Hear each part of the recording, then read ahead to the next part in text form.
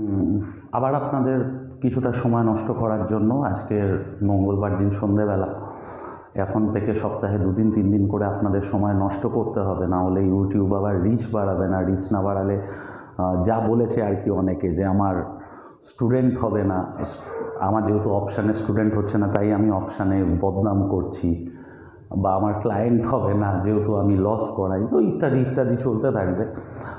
তো যাই হোক, লাস্ট ভিডিওর সূত্র ধরে রিসেন্ট টাইমে আপনারা জানেন যে সেবির অনেক রকম খবর কিন্তু বাজারে আসছে, যে তারা কি করবে না করবে ইত্যাদি ইত্যাদি ইত্যাদি।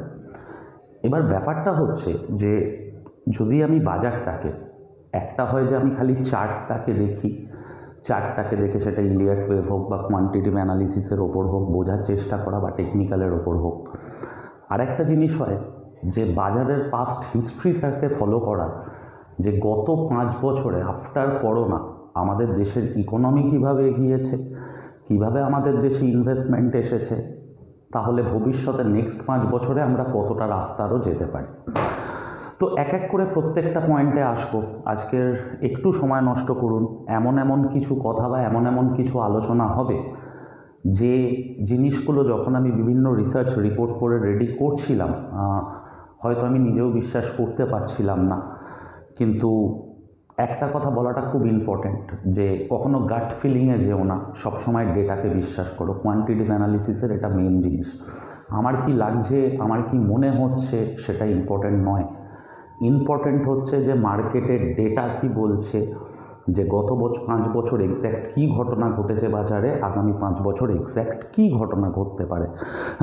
আর এই প্রসঙ্গে বলতে পারি যে প্রত্যেকটা সুইং ট্রেডার বা যারা ইনভেস্টমেন্টকে বিশ্বাস করেন এই বাজারে, বা এখনও যারা স্টকের প্রতি পুরোপুরি ফেথ রাখেন, তাদের জন্য একটা গোল্ডেন সময় আসতে চলেছে, যেটা আমি এর আগেও ভিডিওতে বলেছি যে আগামী 5 বছর, ওটাকে আজকের ডেটে 2024-এ দাঁড়িয়ে স্প্যানটাকে আরেকটু বাড়িয়ে নিন, ধরে নিন আগামী 7 বছর 2032 অবধি বাজার কি রিটার্ন দিতে পারে, কতটা দিতে পারে, কি ঘটতে পারে, সেটা মেবি আমারও ভাবনা চিন্তার বাইরে, আপনারও ভাবনা চিন্তার বাইরে। আজকের ডেটে দাঁড়িয়েও আমরা দেখছি যারা অপশান ট্রেডিং নিয়ে এতটা মত্ত থাকেন, কিছু কিছু সিচুয়েশানে কিছু স্টক আছে না, এরকম মারাত্মকভাবে মুভ করছে যে অপশান ওদের কাছে বাচ্চা হয়ে যাবে। গতকাল বিবিটিসি 2120-তে কেনার 2 ঘন্টার মধ্যে স্টকটা 2300 টাকা। তার আগের সপ্তাহে শুক্রবার বিইএমএল 4800 থেকে 5500। আজকের intraday trade Indigo paint breakout করলো 1424 থেকে 1550, 1 ঘন্টা 1.5 ঘন্টার ঘটনা। তো কি আমরা অপশানের পেছনে পড়ে রয়েছি, যেখানে আমরা লজিকগুলোকে ইউজই করতে জানি না। যাই হোক, লাস্ট ভিডিওর পর প্রচুর ভালোবাসাও পেয়েছি, সাপোর্টও পেয়েছি। প্রচুর মানুষ যাই হোক গালাগাল দিতেই ব্যস্ত ছিল আমাকে। যতই চাঁদ দেখানো হোক, কিছু মানুষ চাঁদ দেখবে না, তারা বেঁকা আঙুলটাই দেখবে, আর আমার আঙুল সত্যিই বেঁকা। তো যাই হোক, এবার ব্যাপারটা হচ্ছে যে আমাদের মার্কেট বা ইকুইটি মার্কেট কতটা বড় হতে পারে, একটা স্টক কতটা রিটার্ন দিতে পারে। লাস্ট 1-1.5 বছরে রেলওয়ে সেক্টরের স্টক বা ডিফেন্সের একটা স্টক বিভৎস বাজেভাবে বেড়েছে, 10 গুণ 5 গুণ কোনো ব্যাপার নয়। মানে আমরা ভাবছি এই বোধহয় টপ, এই বোধহয় টপ, এই বোধহয় টপ, ওরা চলতেই থেকেছে। আর তখনই যদি আপনারা দেখেন, যারা একটু বাজার নিয়ে পড়াশোনা করেন, উইলিয়াম গ্যানের একটা কথা আছে, the trend is your friend until its end. তো কোথাও না কোথাও ভীষণভাবে ওই কথাটা আজকে বোধহয় প্রযোজ্য হয়ে যাচ্ছে, যে কোনো স্টক কতটা বাড়তে পারে কখনো অ্যাজিউম করো না, কোনো স্টক কতটা পড়তে পারে সেটাও অ্যাজিউম করতে যেও না। যেটা ঘটবে সেটা চোখের সামনে ঘটবে, তোমরা বুঝতে পারবে। তো প্রথম কথা হচ্ছে, ফার্স্ট একটু আগের ভিডিওর রেসটা টেনেই আমাদেরকে এই ভিডিওর রুটটা ধরতে হবে। যে প্রথম যদি আমরা আসি, যে অপশান ট্রেডিংয়ে গত বছর 4,48,000 কোটি টাকা রিটেল ট্রেডাররা লস করেছে। তারা স্পেকুলেশান করছে হেজিংয়ের জিনিসটাকে নিয়ে। মানে ডাক্তার আমাকে 1 পেগ মদ খেতে বলেছিল, তাতে আমার গ্ল্যামার বাড়বে, এ বাড়বে, তো আমি এখন গ্লাস থেকে বোতলে চলে গেছি, 1 নম্বর। 2 নম্বর জিনিস হচ্ছে কি, যখনই এই ধরনের কোনো ঘটনা ঘটে তখন কিন্তু খুব স্ট্রিক্ট কোনো অ্যাকশান নিতে হয় জিনিসটাকে বন্ধ করার জন্য, সেটা ড্রিঙ্ক করাই হোক বা সেটা স্টক মার্কেটই হোক। লাস্ট ভিডিওতে বলেছিলাম যে প্রত্যেকটা দেশে যেখানে অপশানের গ্রোথ রেট 5%, 6%, কিছু কিছু দেশ নেগেটিভে, অপশান ট্রেডিং কমে যাচ্ছে, সেখানে ইন্ডিয়াতে অপশান ট্রেডিংয়ের গ্রোথ রেট হচ্ছে 52%, যেটা মারাত্মক অভ্যেস বা একটা মারাত্মক প্র্যাকটিস। তো যাই হোক, কোথাও না কোথাও গভর্নমেন্ট বা সেবিও জিনিসটাকে আইডেন্টিফাই করেছে। করার পর একটা স্টেপ তো আমরা জানি যে 30% স্ট্রেট ট্যাক্স লাগাচ্ছে। আজ থেকে বলতে পারেন যে অপশান ট্রেডিংকে আমরা লটারি হিসেবে ট্রিট করব। 2 নম্বর জিনিস যেটা করছে সেটা কি, সেটা হচ্ছে যে প্রত্যেকটা ব্রোকিং হাউসে গভর্নমেন্টকে যে পেটা করতে হয় বা এক্সচেঞ্জকে যে পেটা করতে হয় সেটা ইউনিভার্সাল করে দিচ্ছে, যার জন্য দেখবেন ডিসকাউন্ট ব্রোকাররা সবসময় আপনাকে এনকারেজ করতো। আর এই এনকারেজ করার জন্য না, ওরা বিভিন্ন হিন্দিভাষী বা সোকল্ড এদেরকে পয়সা পে করতো যাতে তারা অপশান ট্রেডিংকে এনকারেজ করতে থাকে। এই স্ট্র্যাটেজি, ওই স্ট্র্যাটেজি, গোষ্ঠীর পিণ্ডি, এত স্ট্র্যাটেজি আছে দাদা, আমি তো জানতামই না যে কোটিপতি হওয়ার এত রকম সহজ রাস্তা আছে। তো যাই হোক, তো এই জিনিসগুলোতে, এই ঝাঁকে তো ঢিল মারছে সেবি। আর এই প্রসঙ্গে বলে দিই, আমারও কোনো সেবির সার্টিফিকেট নেই, চেষ্টা করছি এক্সামে বসার, দেখা যাক কী হয়, কাগজপত্র রেডি করা চলছে। এবার কথা হচ্ছে, গতকাল খবর আসে যে সেবি যে কমিটি তৈরি করেছে তারা বলছে ফিউচারের মার্জিনকে 25 লাখ 30 লাখ করে দাও। হবে না। যদি 25 লাখ 30 লাখ সত্যিই করে দেয়, বলতে পারেন যে ডিসকাউন্ট ব্রোকারদের অবস্থা খারাপ। আপনার কত টাকা ইনভেস্ট করা আছে, কত টাকা শেয়ার ডিসকাউন্ট ব্রোকারে আছে আমি জানি না, বাট এদের মেনটেনেন্স নিয়ে সমস্যা দেখা দিয়ে দেবে। ওদেরকেও এরপর হাই ব্রোকারেজ চার্জ করতে হবে ক্লায়েন্টকে, যদিও 20 টাকাও অনেকটা হাই। যারা অঙ্ক বুঝবেন বা ক্যালকুলেশন করবেন তারা বুঝতে পারবেন। তো যাই হোক, এবার কথাটা হচ্ছে এই যে এতটা মার্জিন বাড়িয়ে দেওয়া, একটা অপশানের বলছে যে মাসে একই দিনে বা উইকলি একই দিনে সমস্ত অপশানের ক্লিয়ারিং করো। কিছুদিন, 1 মাস 2 মাস আগেই সেবি যে গেমটা শুরু করেছিল যে আপনার টাকা মঙ্গলবার ফিন নিফটিতে খাটবে, বুধবার ব্যাঙ্ক নিফটিতে খাটবে, বৃহস্পতিবার নিফটিতে খাটবে, সোমবার মিড ক্যাপ নিফটিতে খাটবে, শুক্রবার কারেন্সিতে খাটবে, প্রত্যেক দিনই আপনি zero two hero option trading করে যাবেন। এই জায়গাটা মনে হয় বন্ধ হবে হয়তো। আবার যেটা আমি বারবার বলেছি যে যতদিন মান্থলি অপশান ছিল ততদিন কিন্তু আমরা এই লেভেলে লস দেখিনি, যেটা আজকের হচ্ছে, সেই জিনিসটা ফেরত আসছে। তো যাই হোক, বাই ফোর্স হোক, বাই প্রেশার হোক, মানুষকে ফিউচার অপশান ট্রেডিং থেকে গভর্নমেন্ট বা সেবি আটকানোর চেষ্টা করছে। এবার কেন এই চেষ্টাটা করছে এটা আমাদেরকে বুঝতে হবে। এই মুহূর্তে আমাদের দেশ ওয়ার্ল্ডের 5th লার্জেস্ট ইকোনমি। গ্রোথের দিক থেকে দেখলে 180টা না কটা দেশ আছে, তার মধ্যে 5th পজিশানে যাওয়া আমেরিকা, চায়না, জার্মানি আর আরেকটা কী ছিল, জাপান। এই 4টে দেশের পর 5th-এ ইন্ডিয়া দাঁড়িয়ে, ফ্রান্স, ইংল্যান্ড এদেরকে পেছনে ফেলে। আর আমাদের প্রধানমন্ত্রী নরেন্দ্র মোদীজির কী টার্গেট আছে যে আমাদের ইকোনমিকে বাই 2030 3rd পজিশানে নিয়ে যাওয়া। 3rd পজিশানে নিতে যেতে গেলে ইন্ডিয়াকে এখনও জার্মানিকে আর জাপানকে বিট করতে হবে, ঠিক আছে? এবার একটা দেশের কতটা ইকোনমির গ্রোথ হচ্ছে, কি হচ্ছে না হচ্ছে, সেটা কিন্তু তার স্টক মার্কেটের বিভিন্ন যে বড় বড় কোম্পানি তাদের কর্পোরেট ভ্যালুয়েশনের ওপরেও অনেকটা ডিপেন্ড করে।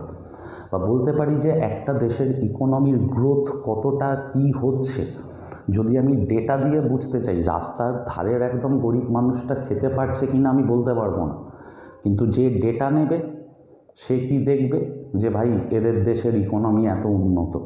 তো সেই জায়গাটাতে কিন্তু স্টক মার্কেট একটা খুব ইম্পর্টেন্ট রোল প্লে করে। তো এই জায়গাটাতে যখন প্রত্যেকটা দিন মানুষ টাকা লস করছে আর গভর্নমেন্ট চাইছে সেই টাকাটাকে স্টকে বা মিউচুয়াল ফান্ডের থ্রু দিয়ে আটকে দিতে, যে টাকাটা যেন না নষ্ট হয়, আজকের ডেটে আপনারা সিম্পলি ভাবুন, গত বছর মানুষ জুয়া খেলে 4,48,000 কোটি টাকা লস করলো।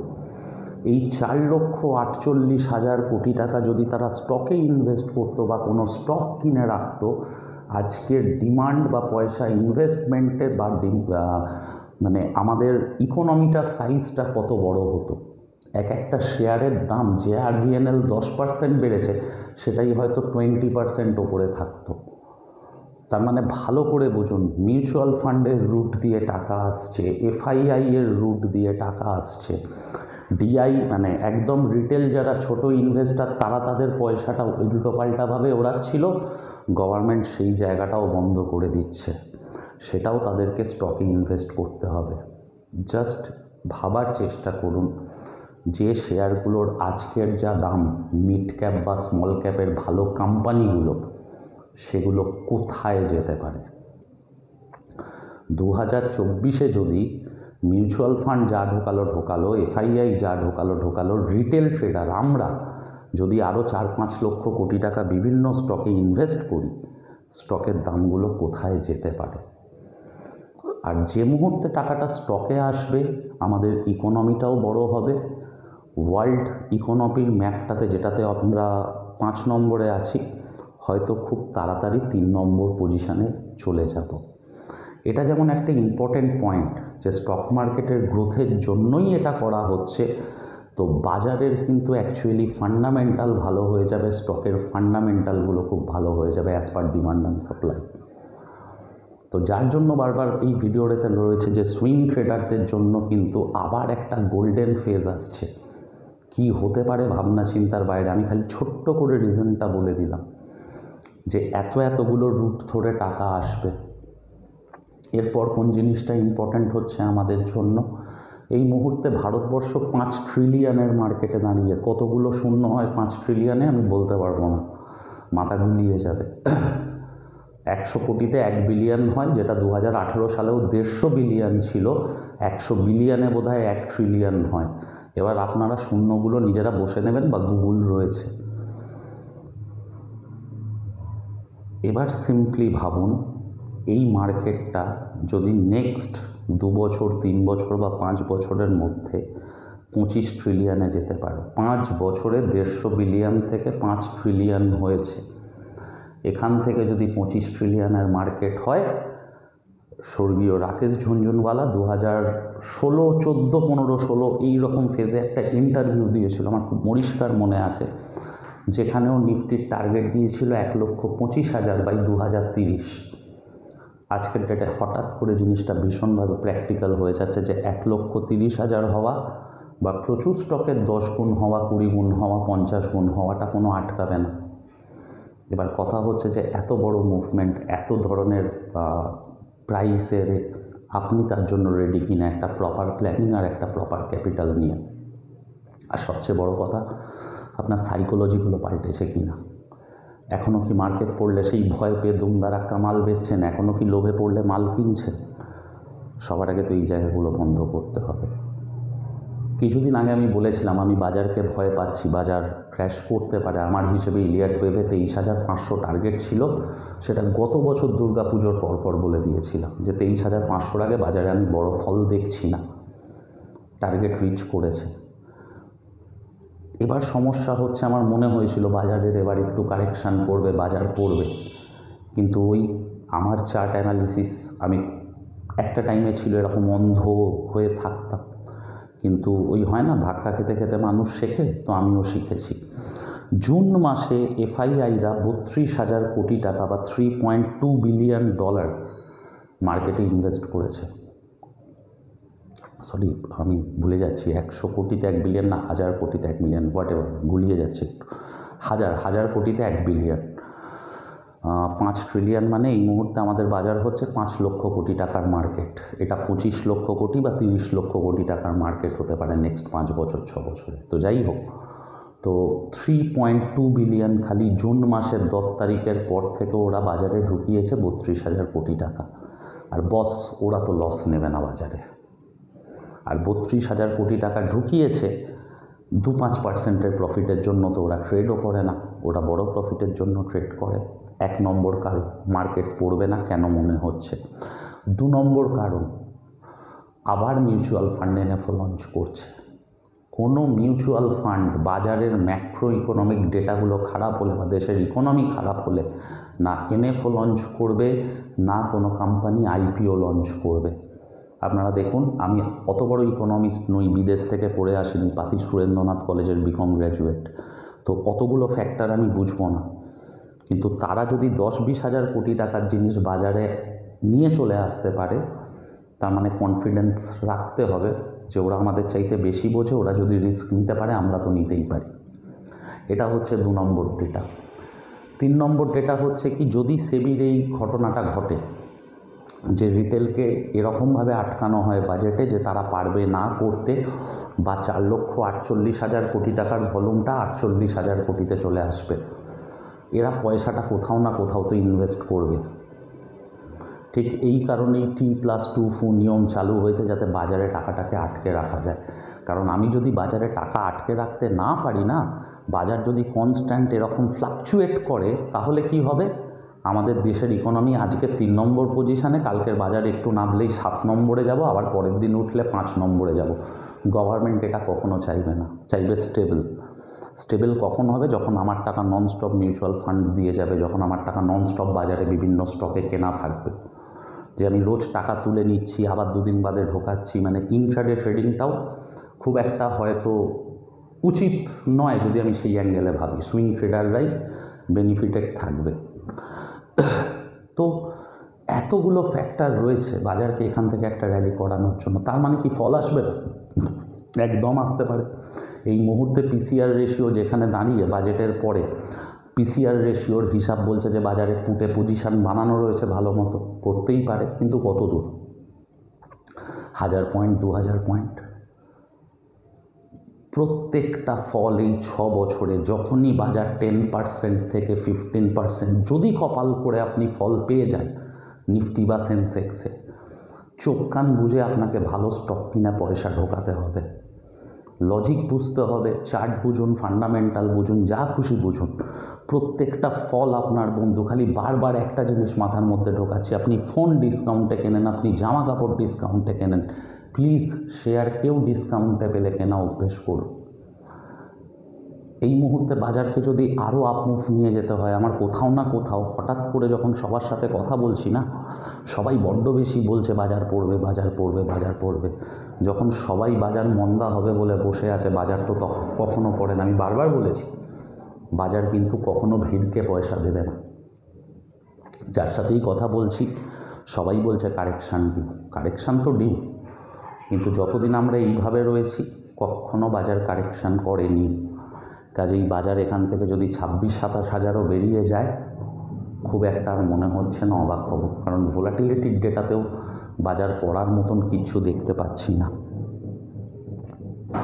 এই হচ্ছে সিচুয়েশান। ওই যে বললাম প্রথমে শুরুতেই, কিছু কিছু ডেটা এমন আসছে বিশ্বাস করতে পারছি না, নিজে কনফিউজড হয়ে যাচ্ছি যে নিফটি 20 কিনে রেখে দেবো, 5 বছরে 5 গুণ হয়ে যাবে, নাকি স্টকে পয়সা লাগিয়ে রাখবো, কোন কোন শেয়ার 40 গুণ 50 গুণ হবে, নিজের মাথার ভেতর একটু গুলিয়ে যাচ্ছে। কিন্তু এটা ফ্যাক্ট যে এটা হবে, ডেটা বলছে এটা হতেই হবে, মেবি এর থেকে আরও বেশি কিছু হতে পারে।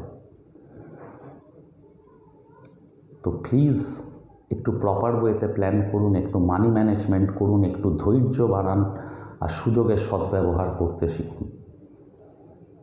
এই মুহূর্তে দাঁড়িয়ে সবাই ইভি, রেলওয়ে স্টক, এই জিনিসগুলোকে নিয়ে মাথা ব্যথা করছে। আমি কিন্তু বহু পুরনো ভিডিও থেকে বলে যাচ্ছি, আমরা ইন্স্যুরেন্স সেক্টরটাকে ইগনোর করছি।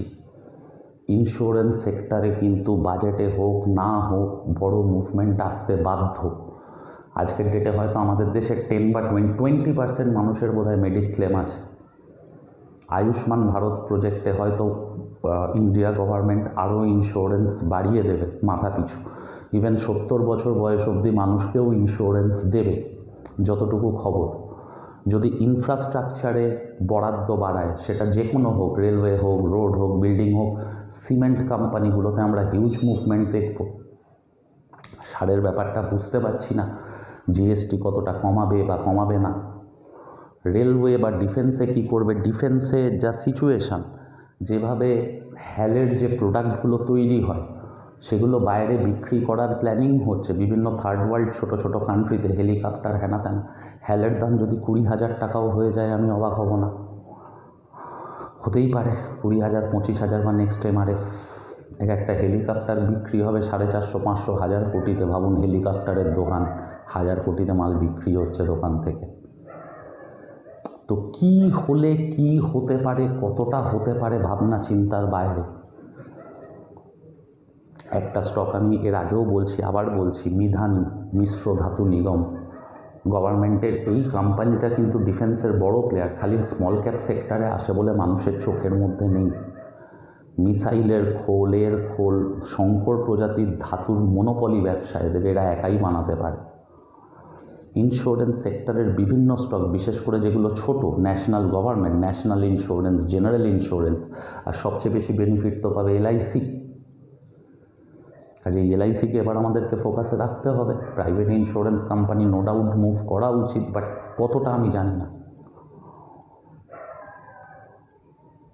রেলওয়ে সেক্টরে মুভমেন্ট দেখছি, বা রেলওয়ে সেক্টরের মুভমেন্ট শুধু দেখলেই হবে না, পার্টিকুলার কোন জায়গাতে আজকের নতুন নতুন ট্রেন চালু করছে, নতুন নতুন বগি বানালে, টিটেগার ওয়াগন, জুপিটার ওয়াগন, যদি দেখা যায় ওভারঅল উন্নতিতে যাচ্ছে রেলের, তাহলে টাকা লাগবে ইন্ডিয়া রেলওয়ে ফিনান্স কর্পোরেশন। যদি দেখা যায় নতুন নতুন লাইন পাতা হবে, টিকিটিং হ্যানা ত্যানা, RVNL, IRCTC, রেল, মেট্রোর কাজ হলে আপনার ইরকন বা রাইটসকে, এগুলো সমস্তকে দেখতে হয়। মানে পার্টিকুলার কোন সেক্টরটাতে জোর দিচ্ছে না, আপনাকে বাজেটে সেটা বুঝতে হবে, বোঝার পর সেই জায়গাটাতে ইনভেস্ট করতে হবে।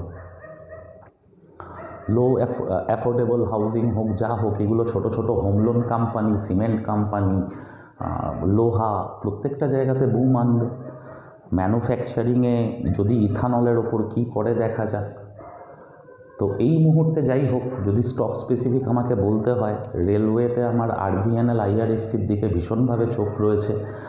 ডিফেন্সের প্রত্যেকটা স্টকের দিকে নজর রাখছি, বাট শিপইয়ার্ড কোম্পানি নয়। নজর রাখছি হচ্ছে হ্যাল, ভারত ডায়নামিক্স, মিশ্র ধাতু নিগম, পরশ ডিফেন্স, এই স্টকগুলো। বেল, BEML, এদের কিন্তু বড় পোটেনশিয়াল আছে, বড় দৌড়ানোর জায়গা আছে। তো যাই হোক, আবার বলবো, সামনে কিন্তু বিশাল বিশাল বড় দিন আসছে। 500,000 পয়েন্টের ফলটা আপনার বন্ধু আপনাকে হেল্প করবে। প্লিজ চেষ্টা করুন ভালো স্টককে খুঁজে বার করার। screener.com ঘাটুন, মানি কন্ট্রোল ঘাটুন, ইটিনাও ঘাটুন, ভ্যালু ইনভেস্টিং ঘাটুন, ভ্যালু নোটস ঘাটুন, ইত্যাদি ইত্যাদি প্রচুর সাইটস আছে। তেজি মান্দি, স্মল কেসি, প্রত্যেকটারই সাইট পাবেন। এদিক সেদিক কিছু না কিছু রিপোর্ট গুগল করলে চলেই আসে। শুধু ইউটিউবে শুনে কেনা নয়, আপনাকে বুঝতে হবে কোন কোম্পানি কী করছে, কী বৃত্তান্ত, হ্যানা ত্যানা। 1 কোটি টাকা কামানো যায়, বাট এতটাও সহজ নয় যে আপনি ঘরে বসে বসে 1 ঘন্টা ইউটিউব ভিডিও দেখে কামিয়ে নেবেন। আরও ইনডেপথ ঘাঁটা পড়ার চেষ্টা করুন। ভালো থাকুন। সোকল্ড স্টক রেকমেন্ড আমি কিছু এই মুহূর্তে করলাম না। ইন্স্যুরেন্স সেক্টর আমার খুব ভালো লাগছে, খালি এইটুকু বললাম। আশা করছি বাজেটের আগে আরও বেটার কিছু নিয়ে আসতে পারবো। আচ্ছা না, 2টো স্টককে রেকমেন্ড করে যাই। IT ইন্ডেক্স যদি আমি যাই, একটা অসাধারণ ফরমেশন করছে। উইপ্রো চার্ট 550-র ওপর চললে নতুন হাই দেখতে পারে উইপ্রো। 2 নম্বর জিনিস হচ্ছে বিড়লা সফটওয়্যার, সোনাটা সফটওয়্যার, এই 2টো স্টকের চার্ট অসাধারণ। রিজন কি বলবো না, ইলিয়াট ওয়েভের রিজন, ইলিয়াট ওয়েভ ফেল করে না। সোনাটা সফটওয়্যার 1000 টাকার ওপরে যেতে পারে, বিড়লা সফটওয়্যার 1100-1200 টাকা যেতে পারে। তো এই স্টকগুলোতে প্লিজ নজর রাখুন, দেখুন, ছোট ছোট সুইং হোক, ইনভেস্টমেন্ট হোক, চিন্তা ভাবনা করুন। NLC ইন্ডিয়া লাইভ ট্রেডিংয়ে গত সোমবার বলেছিলাম 225 টাকা 30 টাকায়, আজকে 275 টাকা দাম। রিজনও বলেছিলাম ফান্ডামেন্টাল নিউজ প্রত্যেকটা জিনিস। আর বলেছিলাম Indraprastha medical corporation, long term ঢুকে বসে থাকুন চুপচাপ স্টকটাতে, একটু ধৈর্য দেখান, বাজার লম্বা পয়সা দিয়ে যাবে। আর প্রত্যেককে থ্যাংক ইউ যারা গত সপ্তাহে শুক্রবার দিন সমস্যা হচ্ছিল নেটওয়ার্কের, নিজেও এই সোমবার দিন চেয়ার ভেঙে পড়ে গিয়ে এমন চোট হয়েছে যে এখন চেয়ারে বসে থাকতে পারছি না, আমার খুচখাচ কিছু না কিছু লেগেই থাকছে সময়টার মধ্যে, জানি না কেন। তো যাই হোক, যারা যারা আমার সঙ্গে লাইভ ট্রেডিংয়ে ছিলেন, সময় দিয়েছেন, তাদেরকে আন্তরিক ধন্যবাদ। একজন বলেছেন যে দাদা রেকর্ডিং ভিডিও লাইভ ট্রেডিং, মানে আমি বলেছি লাইভ ট্রেডের পর হয়তো আমি শুধু ক্লায়েন্টদের সাথেই করব। তো উনি রিকোয়েস্ট করেছিলেন আমাকে, দাদা তুমি ক্লায়েন্টদের সাথে করো, বাট প্লিজ ভিডিওটা আপলোড করো, ভিডিওটা দেখতে দেখতে অনেক কিছু শেখা যায়। ভাই তাদের জন্য বলবো, আমি সপ্তাহে চেষ্টা করব একটা দিন করে লাইভই আসার। 6 ঘন্টার ভিডিও কতটা কি আপলোড হবে না হবে ভাই জানি না, কতটা টেকনিক্যাল আমি এও নই। তো চেষ্টা করব প্রত্যেক সপ্তাহে যে কোনো একটা করে দিন অবভিয়াসলি লাইভ ট্রেডিংয়ে থাকার। এই সপ্তাহে থাকার চেষ্টা করব শুক্রবার দিন, আমি এখন থেকে জানিয়ে দিচ্ছি। তারপর দেখা যাক, নেটওয়ার্ক বা আমার শরীরের ওপর অনেক কিছু ডিপেন্ড করে। আপনারা ভালো থাকবেন। শুক্রবার দিন দেখা হবে নতুন ভিডিও নিয়ে। আর সেদিনকে চেষ্টা করব বাজেটের উপর বা নেক্সট 5 বছরের জন্য একটা 10,000 টাকার পোর্টফোলিও ঠিক কীরকম হওয়া উচিত, প্রত্যেকটা সেক্টর থেকে একটা করে ভালো ভালো স্টক নিয়ে সেটাকে বানিয়ে দেওয়ার। এর আগে আমি 2022 সালে একটা পোর্টফোলিও দিয়েছিলাম, 2022-এর মার্চ। আচমকা সেদিন সেই ছবিটা চোখে পড়ে গেল, বললে বিশ্বাস করবেন না। উইপ্রোকে 350 টাকায়, ভেলকে 60 টাকায় সেই ডেটে কিনতে বলা ছিল, র্যাকান এন্টারটেনমেন্টকে 36 টাকায়। 10,000 টাকার পোর্টফোলিও, 5টা 10টা করে শেয়ার দিয়ে বানিয়েছিলাম।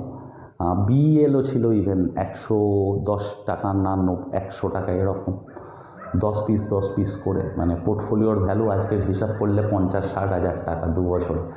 তো যাই হোক, আবার চেষ্টা করব এই প্রেজেন্ট সিচুয়েশানে দাঁড়িয়ে একটা পোর্টফোলিও নেক্সট 1 বছর বা 2 বছরের জন্য কেমন হওয়া উচিত বানানো। তো শুক্রবার দিন সবার সঙ্গে দেখা হচ্ছে, আবার আপনাদের সবার সময় নষ্ট করার জন্য। ভালো থাকবেন সবাই, দেখা হচ্ছে।